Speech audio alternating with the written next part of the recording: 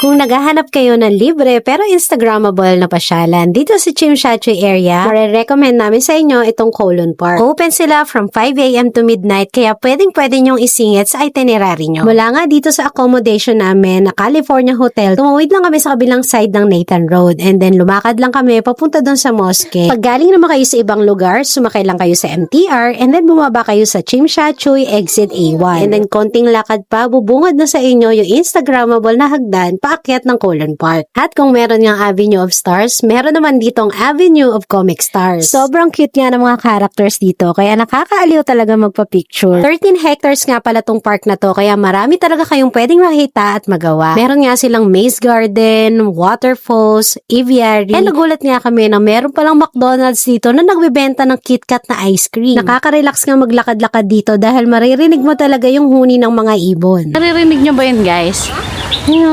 Oh. At di nga rin namin nakalain na dito kami first time makakita ng flamingos. Dito nga lang sa area na to kami tumambay habang kumakain ng ice cream. After nyo nga dito ay pwede nyo na rin lakarin papunta naman sa Victoria Harbor. Para naman sa accommodation nyo, tours and activities, i-book nyo lang yan sa Klook and use our discount code Team Amparo Klook para maka-discount kayo. For more details or kung gusto nyo makita yung pinaka-experience namin dito, panoorin nyo lang yung vlog namin sa aming channel, Team Amparo's Diary.